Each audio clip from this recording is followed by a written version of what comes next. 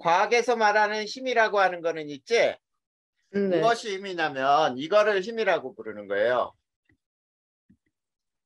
물체의 모양이나 운동 상태를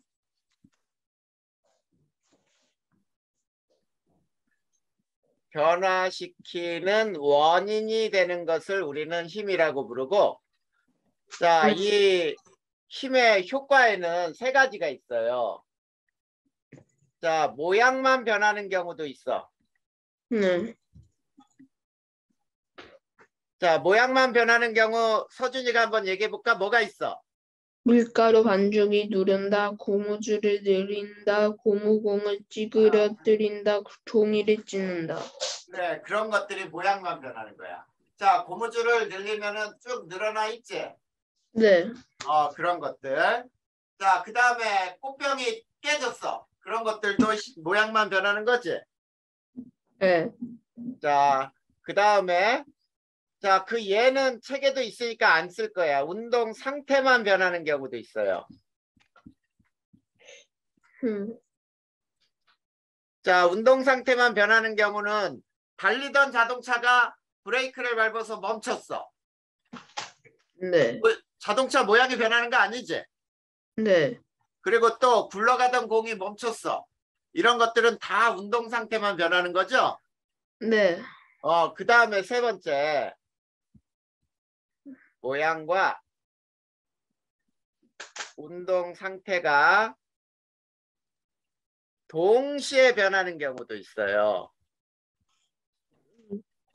자, 그런 경우는 어떤 거에 있냐면 축구 선수가 축구공을 날아오는 축구공을 발로 쳐서 모양도 찌그러졌다가 펴지고 그 다음에 방향도 바뀌지. 네. 자, 그리고 달리던 자동차가 벽에 충돌해봐. 자동차도 찌그러지고 달리던 것이 멈추고. 자, 이런 것들이 두 가지가 동시에 변하는 경우야. 이해됐죠? 네. 자, 힘의 표시 방법이 있어. 자, 힘의 표시 방법은 화살표로 표시를 하는데, 자, 이렇게 화살표로 표시했다고 보자. 그랬을 때, 요 힘의 시작점을 우리는 힘의 작용점이라고 부르고, 요거를 힘의 방향, 그 다음에 화살표의 크기를 힘의 크기라고 부르는 거야. 네. 이렇게 힘의 표시는 화살표로 표시할 수 있다라고 알아두면 돼요. 이해됐지? 네. 자, 그러면 이제 힘의 종류를 배울 거야. 자, 힘의 종류 중에 우선 중력을 먼저 배워볼까? 자, 중력이라고 하는 것은 지구 위에 있는 물체를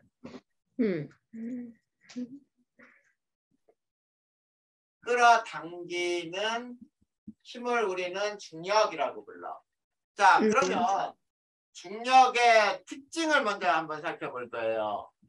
자, 특징은 접촉하지 않아도 작용을 하는 거야. 자, 사과나무의 사과는 지구하고 접촉되어 있지는 않지? 네. 그런데도 사과는 떨어질 때 지구 쪽으로 떨어지잖아. 네. 이게 바로 특징이고, 그 다음에 자, 높이 올라갈수록 중력이 작아져요. 네. 자, 그 다음에 또 중력이라고 하는 것은 이제 방향은 지구 중심을 향한다야.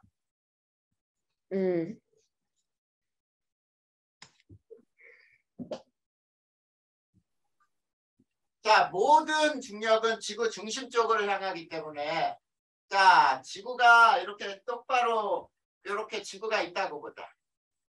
자, 지구가 있을 때 물컵에 이렇게 물을 담아놨어. 자, 네. 이 속에 물컵에 속에 있는 물이 쏟아지는 물 있을까? 아니요. 아니지. 왜 그러냐면 이 물은 모두 지구 중심 쪽으로 끌어당겨지지. 네. 그렇기 때문에 쏟아지는 물은 없다는 얘기예요. 네. 이해되니? 네. 그 다음에 중력 때문에 나타나는 현상. 자, 중력 때문에 나타나는 현상들은 어떤 게 있을까? 자, 첫 번째, 운석이 떨어지죠. 네. 그 다음에 두 번째, 자, 물이 높은 곳에서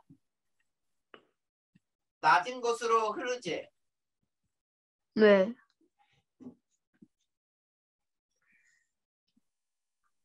자, 그리고 자, 지구의 사람들이 어때요?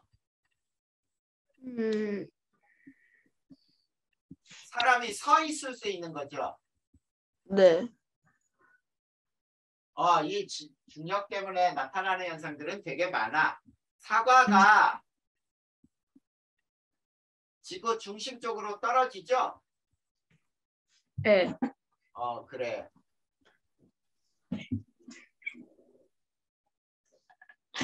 자, 이런 것들은 전부 중력 때문에 나타나는 현상들이야. 이해됐어? 네.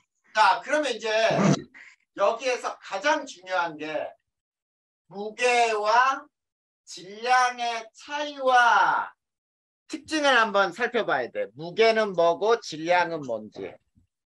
자, 세 번째. 무게와 질량이라는 게 뭔지 한번 살펴보자. 자, 첫 번째 질량 먼저 살펴볼 거예요. 네. 자, 질량이라고 하는 거는 물질의 고유한 양이라고 불러. 고유한 양. 자, 그래서 질량이라고 하는 것은 있지, 단위를 쓸 때 우리가 그램이라든지 킬로그램을 쓸 수 있어요. 그리고 1kg은 몇 그램? 1000g. 그렇지, 1000g.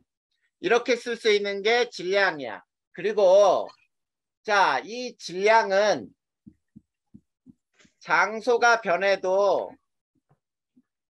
질량은 절대 변하지 않아.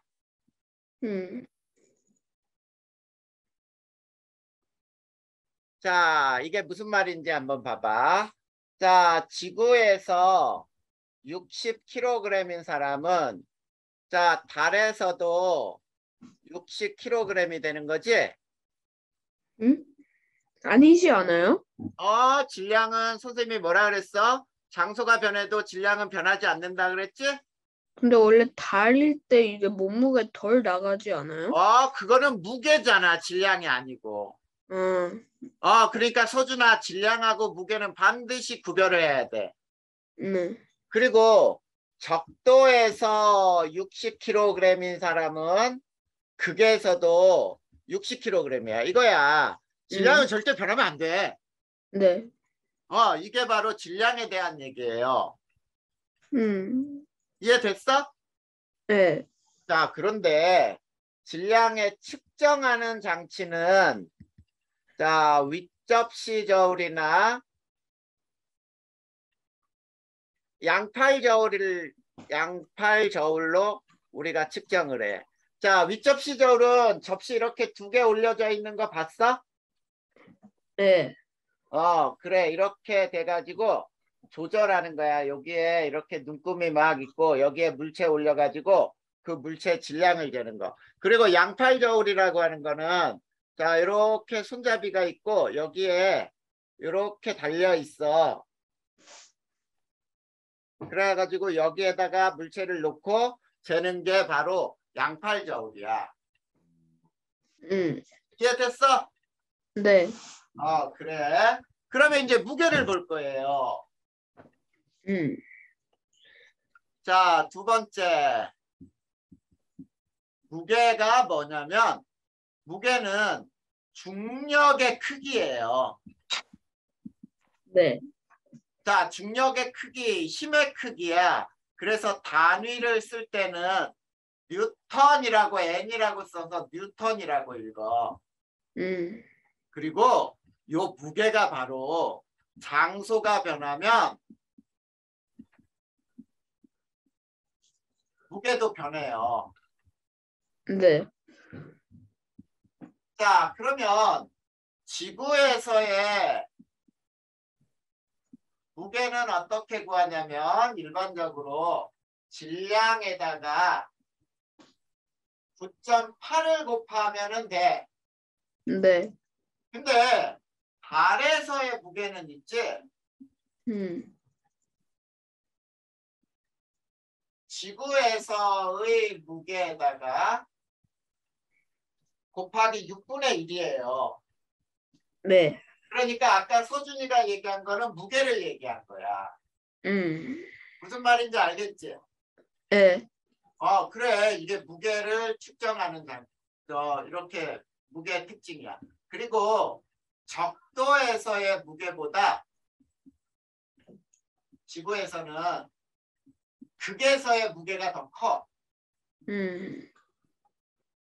그러니까 만약에 서준이가 적도에서 자 무게를 재는 장치에 올라서서 쭉 적도부터 북극이나 남극으로 가잖아. 그러면 무게가 점점점 증가해. 이해됐지? 네. 자, 네 번째 무게 측정은 자 안전뱅이 저울이나 또는 용수철 저울로 측정을 하는 거예요. 네. 그래서 안전뱅이 저울이라는 건 혹시 이런 거 봤어? 이렇게 야채 가게나 뭐 이런 데 가면 이렇게 생긴 저울이 있지. 네. 그래서 여기에 올려가지고 눈금이 이렇게 띵 돌아가는 거 있지. 네. 그게 안전뱅이 저울이고 용수철 저울은 자 어떻게 되어 있냐면 이렇게 생긴 거에 여기에 용수철이 이렇게 들어가 있어. 네. 쭉 들어가 있고 고리가 있고 이 옆에 눈금이 쭉 돼 있거든. 네. 여기에다 물체를 이렇게 매달면 어때? 용수철이 쭉 늘어나겠지? 네. 그러면서 측정하는 게 바로 이 용수철 저울이에요. 이해됐어? 네. 그러면은 질량하고 무게까지 중력을 다 배운 거야. 여기까지 어려운 거 있어 없어? 없어요. 서준아 절대로 질량하고 무게에 혼동하면 안 돼. 네. 그래. 그러면 중력을 배운 거야. 이해됐지? 네. 자, 한 장 넘겨볼까요? 근데 무슨 힘이 나오는지 봐봐. 탄성력이라는 게 나오잖아. 네. 탄성력을 배울 거야. 자, 첫 번째. 탄성이라고 하는 건 뭐냐면 물체 모양이 변했을 때 자, 원래의 모습으로 되돌아가려는 성질이에요. 네. 자, 이거를 탄성이라고 불러. 그러면 두 번째 탄성력이라고 하는 건 뭐냐면 탄성을 가진 물체에 의해 나타나는 힘이야. 네. 자, 요거를 탄성력이라고 부르는 거야. 근데 탄성력이라고 하는 것의 특징은 있지. 반드시 접촉해야 작용하는 힘이에요. 네.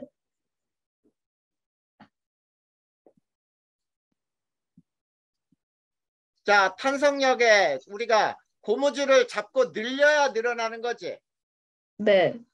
잡지도 않았는데 늘어날 수는 없잖아. 네. 그리고 외부의 힘 또는 이거를 작용하는 힘이라고 할 수 있는데 힘에 반대로 작용한다.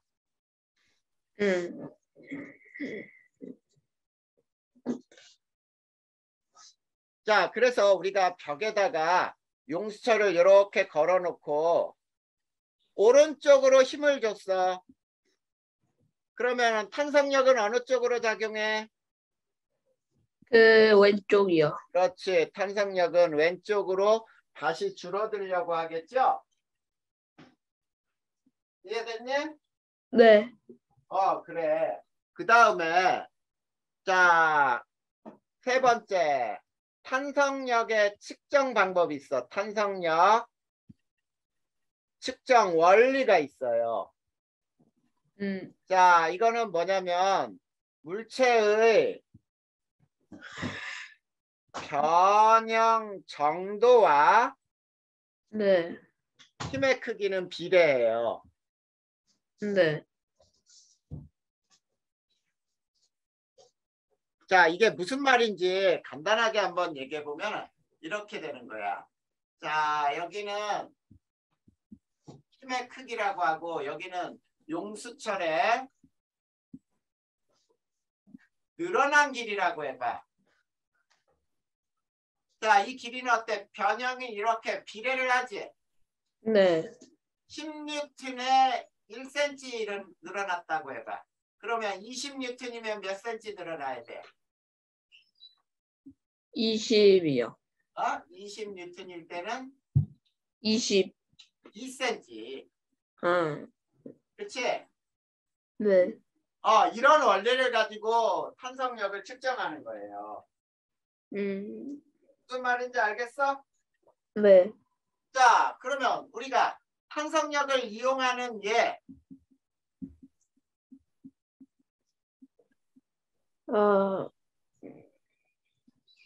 자, 예를 보면 첫 번째. 자, 활 시위를 당기면 네. 화살을 쏘죠. 네. 이런 거는 탄성력을 이용하는 거지. 활의 탄성력. 무슨 네. 말인지 알겠어? 네. 장대 높이 뛰기 알아? 네. 자, 장대 높이 뛰기를 보면은 사람이 장대를 하나 막 들고 달리다가 바닥에 쿡 찍지. 네. 그러면서 장대가 휘어지면서 쭉 펴지잖아. 네. 그런 것들. 이해됐어요? 네. 그리고 침대 뭐가 있어? 침대. 용수철 있잖아, 용수철. 네. 이해돼요? 네. 그 다음에 컴퓨터 자판기 알아? 자, 자판기는 어때? 손가락으로 막 글씨를 쓸 때 누른 다음에 쑥 들어가 있나? 다시 나와요. 그렇지. 다시 나오는 게 탄성력을 이용해서 다시 나오게 하는 거잖아. 이해돼? 네. 이런 것들이 모두 탄성력에 대한 설명이었어요. 그러면 탄성력은 또 어려운 거 있어 없어? 없어요. 되게 쉽지? 네. 굉장히 선생님 쉽게 아주 중요한 내용들만 설명해 준 거야. 네. 자, 그러면은 쭉 넘어가 봐. 이제 힘의 마지막 부분에 가면은 뭐가 나오니? 마찰력하고 부력이 나와요. 그치? 66페이지로 가봐.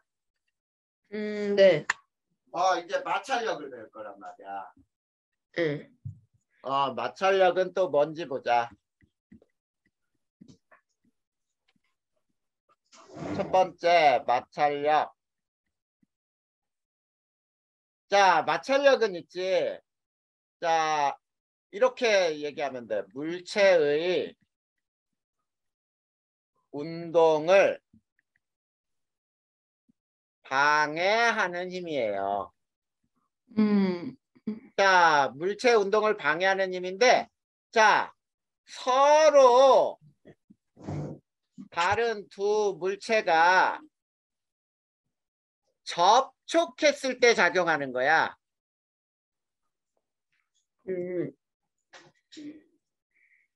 이해됐니? 네. 접촉하지 않으면 마찰력은 작용할 수가 없어요. 그러면 마찰력의 성질을 한번 살펴볼 텐데 이 성질이 되게 중요해. 자, 마찰력의 방향은 자, 작용하는 힘이나 또는 운동 방향의 반대 방향으로 작용해요. 네. 자, 그 다음에 두 번째. 자, 접촉면의 넓이와는 무관해요. 접촉면이 많이 넓게 붙어 있다 그래서 크다 이게 아니야. 네. 무관하다. 그 다음에 마찰력은 어느 때 커지냐면 무게가 무거울수록 마찰력도 커져요.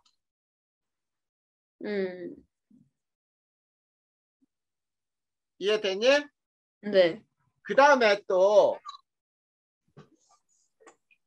접촉면이 거칠수록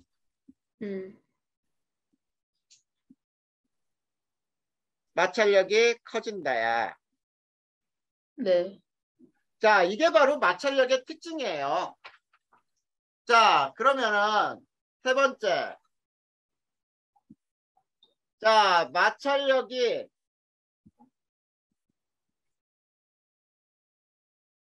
커야 편리한 경우도 있겠지. 선생님. 근데 그 마찰력이 어떤 건지 그 예를 좀 들어주시면 안 돼요? 그래. 자, 마찰력은 자, 어떤 물체가 이렇게 바닥에 붙어 있어. 네. 그러면 요 면이 접촉돼 있지. 네. 이 면에서 물체 운동을 방해하는 거야. 그러니까 내가 이렇게 이 방향으로 힘을 줬어. 네. 그러면 마찰력은 어느 쪽으로 작용해야 돼? 그 오른쪽. 이렇게 마찰력은 반대로 작용하는 힘이에요. 그래서 잘 못 움직이는 거예요? 그렇지. 운동을 방해하는 힘이잖아.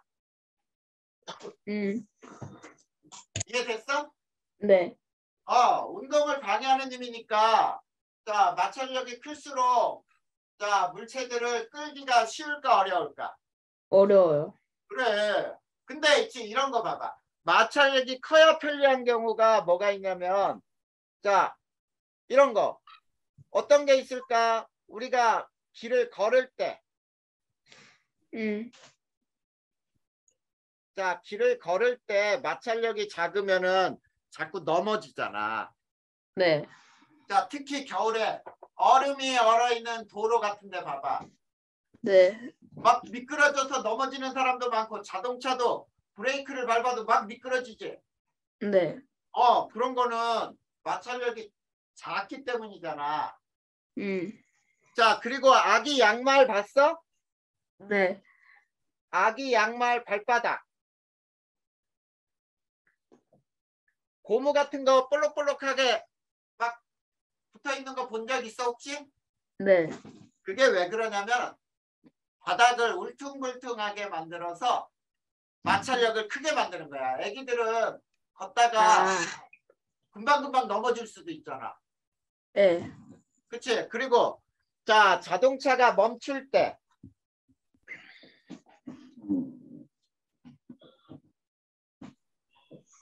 이럴 때도 마찰력이 커야 쉽게 멈출 수 있겠지? 네. 그래. 그 다음에 네 번째. 마찰력이 작아야 편리한 경우는 뭐가 있을까? 자, 첫 번째는 자, 창문을 열고 닫아. 네. 자, 창문 또는 서랍을 열고 닫는다. 알겠니? 네. 그 다음에 두 번째 또 마찰력이 작아야 편리한 경우가 뭐가 있어? 그 뭔가를 움직일 때? 그래. 물체를 끌 때, 음. 끌어당길 때 마찰력이 작아야 쉽게 끌 수가 있겠지. 네. 그 다음에 또 뭐가 있을까? 마찰력이 작아야 편리한 경우. 스케이트 탈 때 아, 또는 썰매를 탈 때. 네. 자, 마찰력이 크면 안 움직이려고 하겠지. 네. 그 다음에 우리 롤러코스터. 롤러코스터가 마찰력이 크면은 아주 빠르게 내려갈 수 있겠어? 아니요. 아니지. 그리고 자, 수영장 뭐야? 수영장에 물이 있어야 돼요. 수영장에 그걸 뭐라 그러지? 미끄럼틀이지. 네. 그래. 그런 데서 마찰력이 작으면 사람이 안 내려갈 거 아니야. 네. 이해됐어? 네. 자, 이런 거를 우리는 마찰력이라고 부르는 거야. 그래서 마찰력은 있지? 자, 쉽게 얘기해보자. 자, 여기에 물체를 하나를 올려놓고 끌어당길 때 요게 네. 유리판일 수도 있고 사포 알지? 사포. 네. 사포하고 유리판 중에 마찰력은 누가 더 클까? 사포함? 사포가 유리판보다 훨씬 더 크겠지. 네. 왜 그러냐면 사포는 울퉁불퉁해. 그러니까 마찰력이 커서 사포 위에다 물체를 놓고 끌려 그러면은 더 힘들어지겠지. 네. 이런 것들이 바로 물체 접촉면이 울퉁불퉁하면은 마찰력이 더 커진다 이런 뜻이에요. 네. 이해됐니? 네. 그래. 이런 것들이 바로 마찰력의 특징이야. 그러니까 마찰력은 요거만 제대로 알아두면은 마찰력도 끝났네. 네. 자, 마찰력 때문에 생기는 현상들. 굴러가던 공이 멈췄다. 마찰력 때문에 멈춘 거지. 그치? 네. 우리가 만약에 마찰력이 없으면 걸을 때 쉽게 걸을 수 있겠어? 아니요. 되게 걷기가 힘들어진단 말이야. 이런 게 마찰력이에요. 자, 어때? 서준아, 마찰력까지는 또 어려운 거 있어? 아니요, 괜찮아요. 괜찮아? 네. 자, 그래. 항상 마찰력은 물체의 운동 방향이나 또는 주어지는 힘의 반대 방향으로 작용한다. 이렇게 알아두면 되겠다. 그치? 네. 자, 이제 힘의 마지막 부분이 남았어. 부력이라는 게 남았어요. 자, 68페이지 한번 넘어가 볼까요?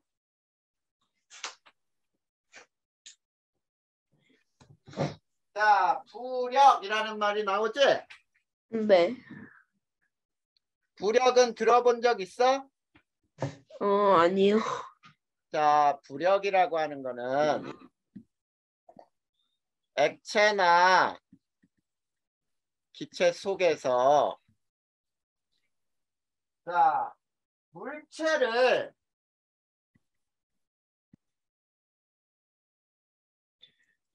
위로 떠받치는 힘이에요. 자, 부력이는 액체나 기체 속에 있는 물체를 위로 떠올리는 힘이야. 네. 자, 그래서 두 번째 부력의 특징은 네. 자, 첫 번째. 자, 중력의 반대 방향으로 작용한다.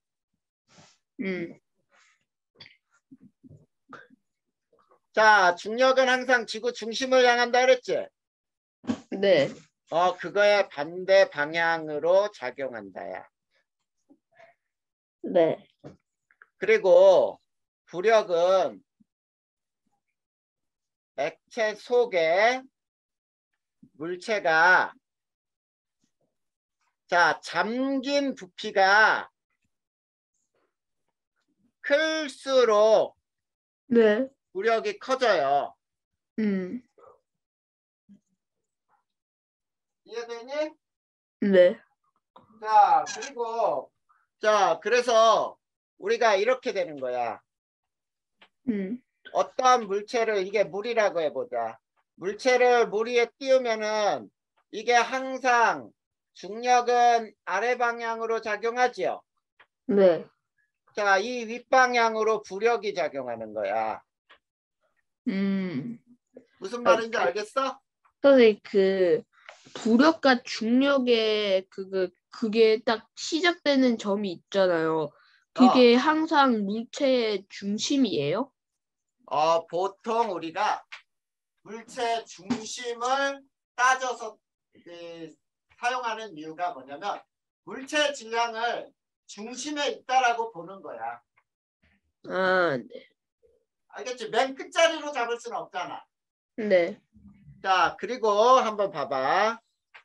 똑같은 크기의 물체가 이렇게 된 경우, 이렇게 된 경우, 자, 이렇게 된 경우,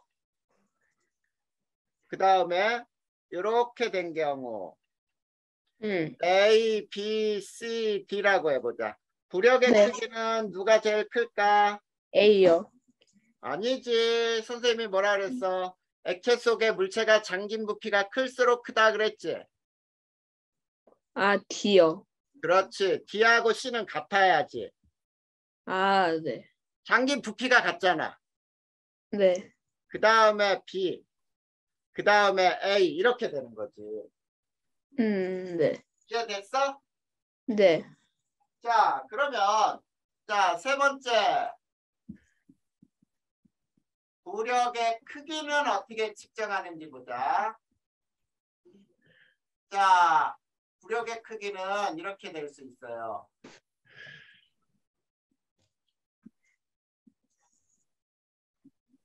자, 물 밖에서의 무게.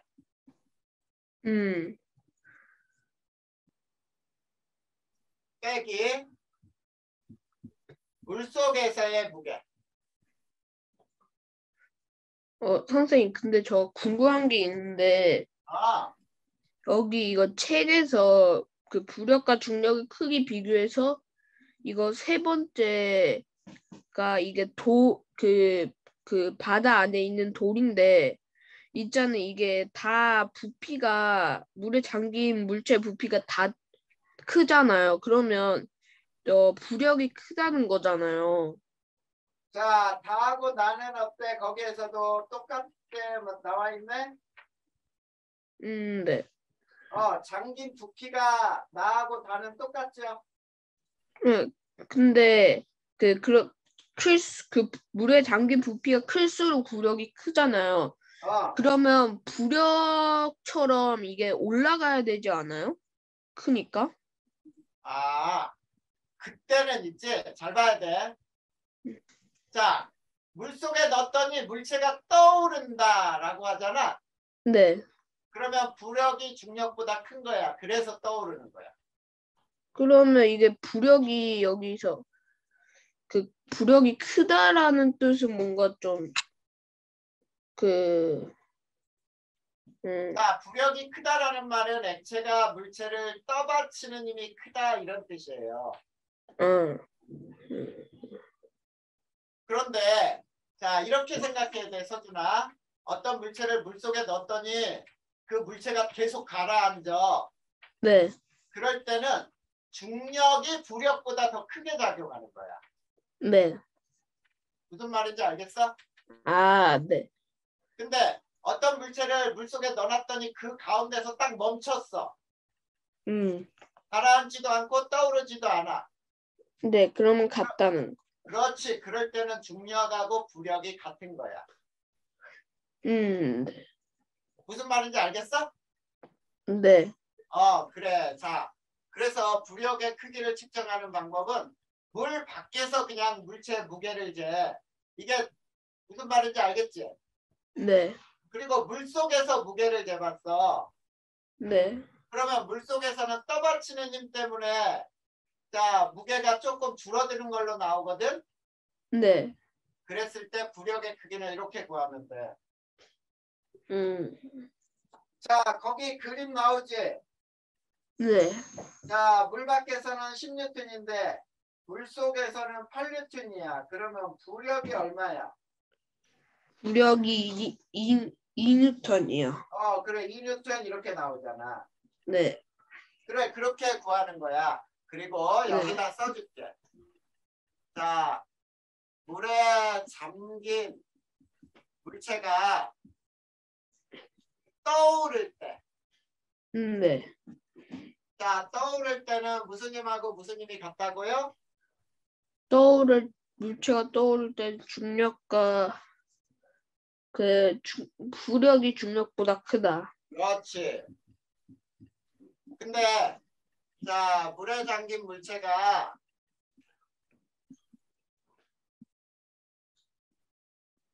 그 자리에서 멈춰 있다.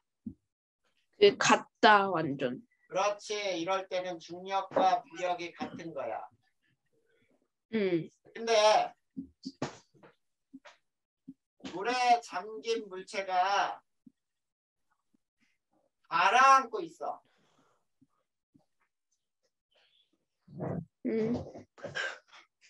그러면 중력이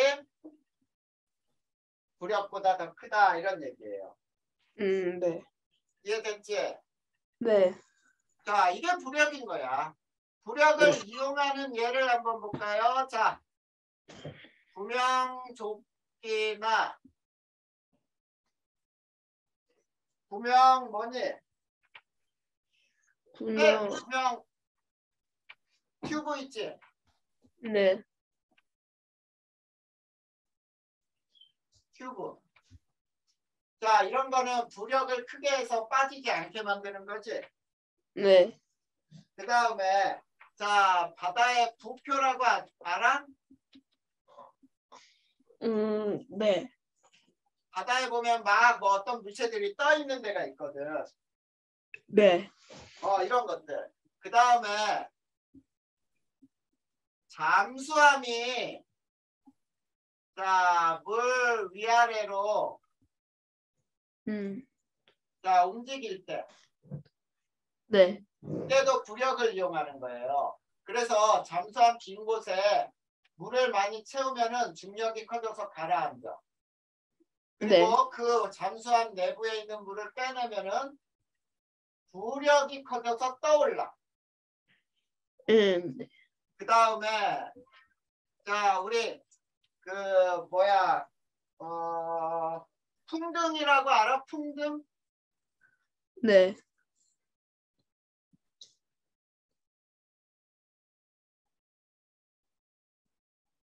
자, 풍등에는 불을 펴죠? 네. 불을 펴서 이 풍등이 하늘 높이 올라갈 수 있도록 만들지. 네. 이런 것들이 부력을 이용하는 거예요. 이해됐니? 네. 이게 부력에 대한 설명이었어요. 음. 자, 그러니까 자, 그리고 또 굉장히 큰 배가 물 위에 떠 있을 수 있죠. 네. 자, 이런 것들이 다 부력을 이용하는 거지. 음. 자, 그래, 부력 이렇게 외우면 돼. 그러니까 너무 어렵게 공부하려고 하지 말고, 부력은 액체나 기체 속에 있는 물체를 그 액체나 기체가 떠받치는 힘이구나.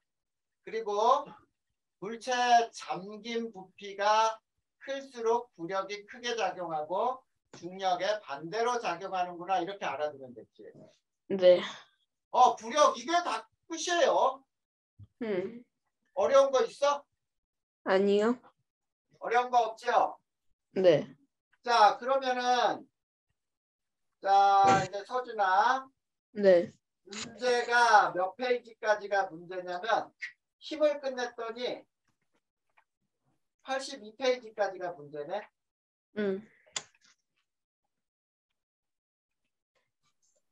자, 어때? 거기까지 어려운 거는 없다 그랬으니까 충분히 할 수 있겠어?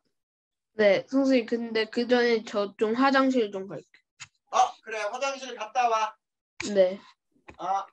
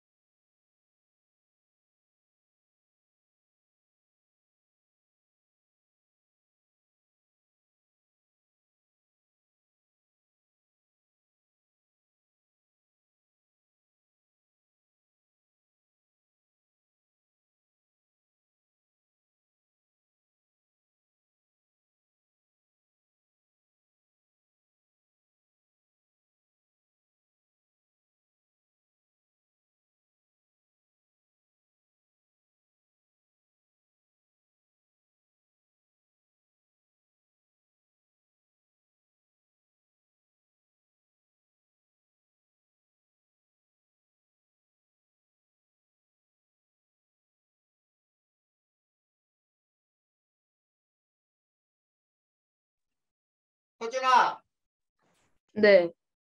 어떻게 거기까지만 하고 문제를 푸는 시간하고 외우는 시간을 가질래? 아니면 네. 조금 더 나갈까? 생물 다양성.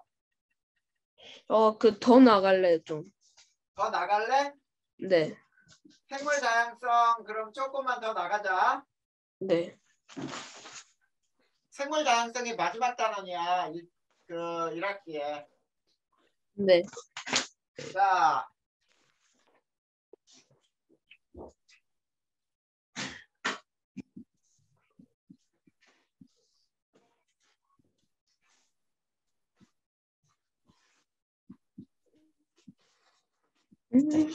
자, 생물 다양성이라고 하는 것은 어떤 지역에 살고 있는 생물의 다양한 정도 이렇게 나와 있거든.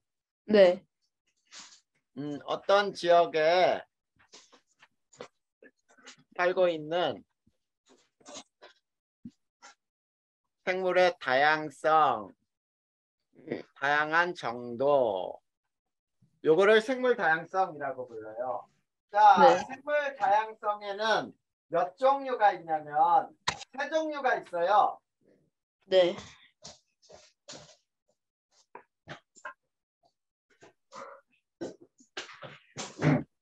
자, 생물 다양성에는 자, 요게 있어.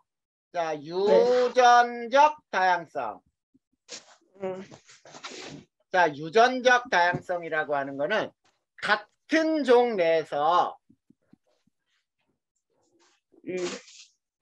같은 종이라고 하는 거는 쉽게 이런 거야. 사람이라고 하는 종이라고 해봐. 사람 내에서도 자, 피부색도 다 다르지.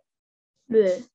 자, 그 다음에 어떤 사람은 곱슬머리, 어떤 사람은 생머리, 어떤 사람은 쌍꺼풀, 어떤 사람은 외꺼풀 막 이러지.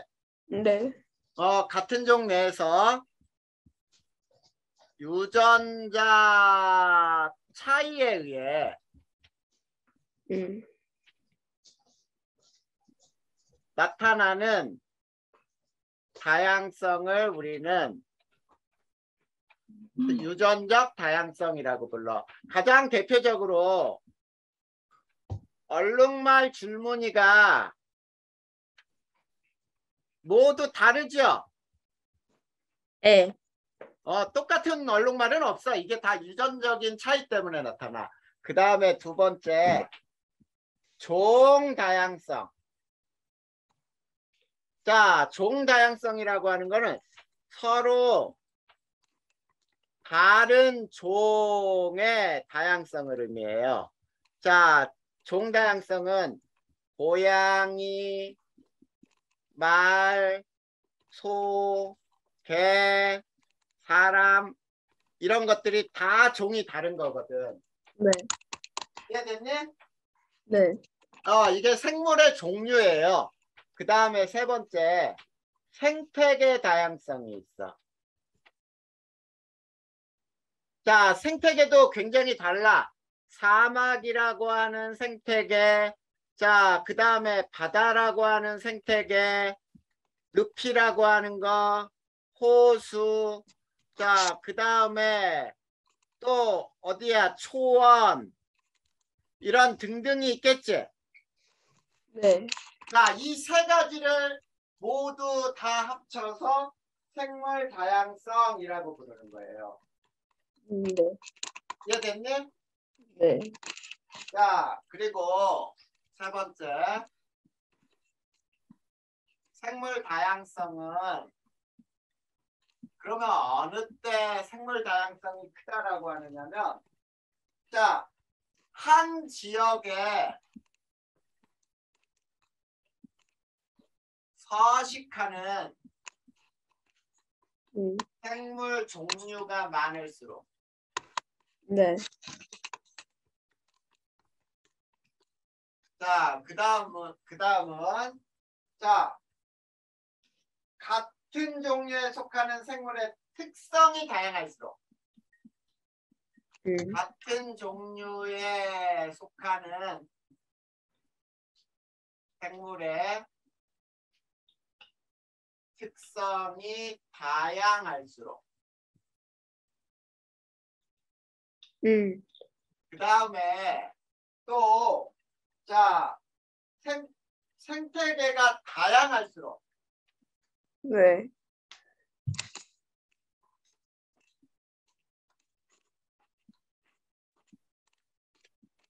높다라고 부르는 거예요. 네.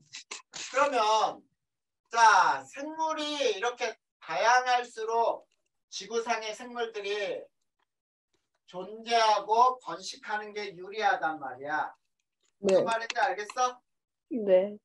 그러면은, 자, 생물이 왜 이렇게 다양해졌는지를 배울 거야. 네.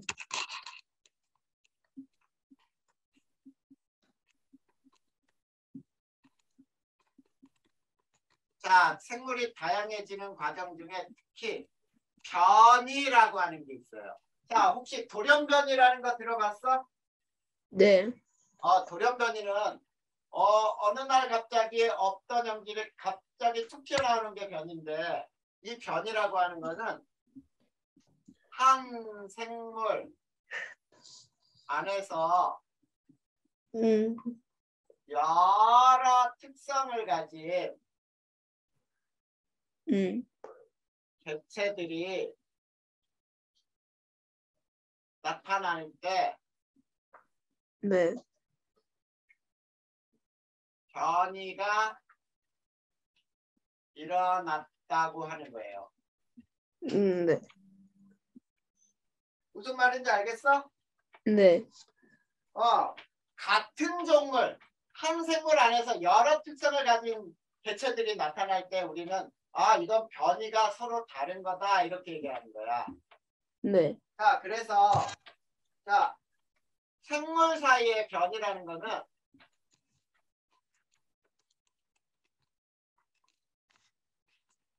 서로 다른 특성을 우리는 변이라고 불러요. 이해되니? 네. 자, 이 변이는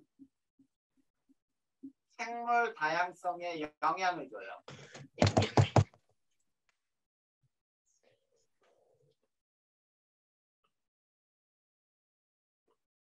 자, 그 다음에 자, 환경이 달라지잖아.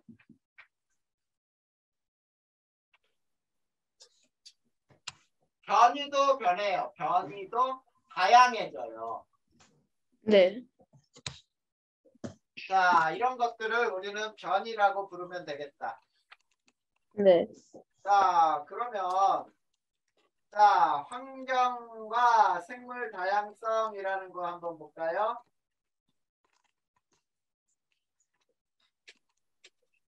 자, 한 장 더 넘어가 봐. 거기 보면은 환경과 생물 다양성이라고 나오지? 네. 환경과 생물 다양성. 자, 환경이 변하면 변이도 다양해진다 그랬잖아. 네. 사막 여우의 귀는 어떠니? 되게 커요. 네. 그런데 북극 여우의 귀는 작아요. 귀는 작아요. 무슨 말인지 알겠어? 네. 그 다음에 자, 잎이 넓은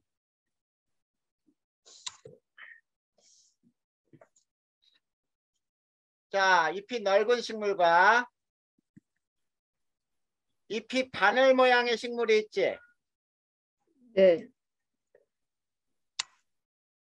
자, 서식하는 환경이 어때요? 달라요. 환경이 다르잖아.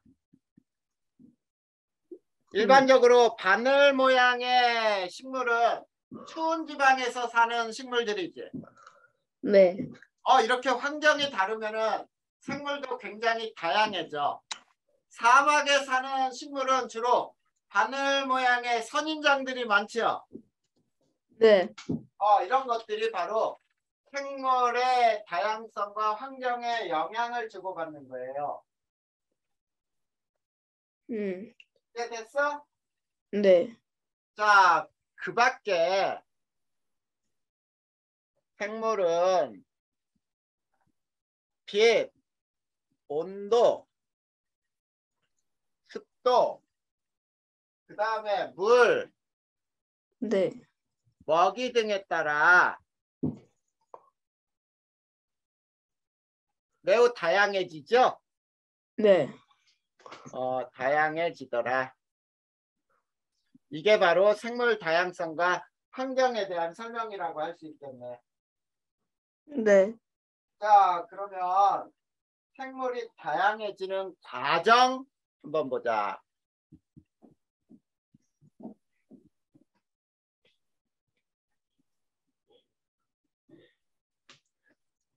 자, 생물이 다양해지는 과정 중에 제일 먼저, 자, 한 종류의 생물 무리에는 다양한 변이가 나타난다 그랬지? 네. 자, 한 종류의 생물 무리에서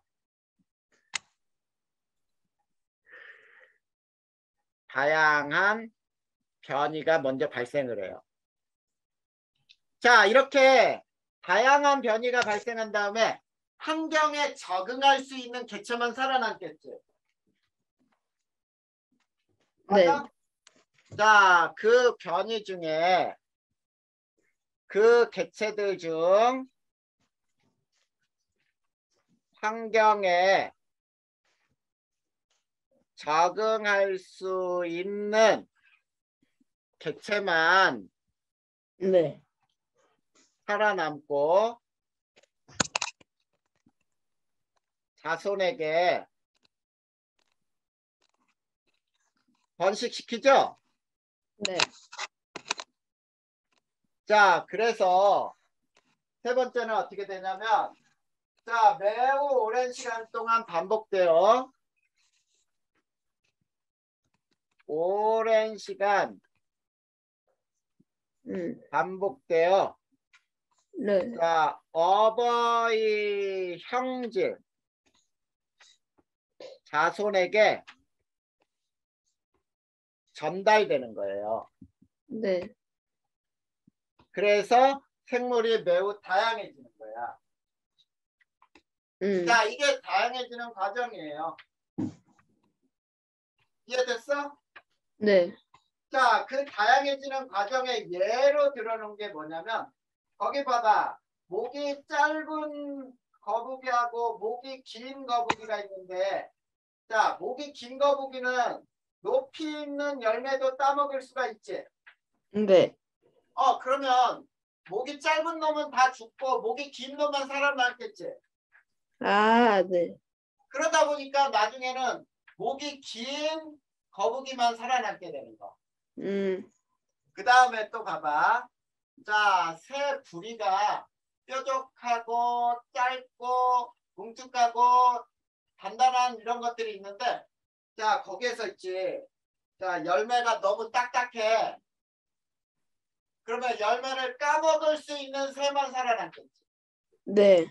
그러면은 그 살아남은 새들의 부리는 열매를 까먹을 수 있는 부리로 알맞게 적응을 해서 자손들이 태어나는 거야.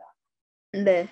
그리고 기린도 어땠겠어? 맨 처음에는 목이 긴 기린이 있었고 짧은 기린이 있었는데, 목이 긴 기린은 높이 있는 나무 가지들도 다 나뭇잎도 따먹을 수가 있지. 네. 그러다 보니까 목이 긴 기린이 살아남아서 자손들에게 목이 긴 형질이 전해진 거야. 이해됐어요? 네. 이렇게 해서 생물이 다양해졌다 이런 얘기야. 그래. 서준아, 오늘은 여기까지만 할 거야. 그 나머지는 배운 것도 외우고 문제도 풀어야 되겠지?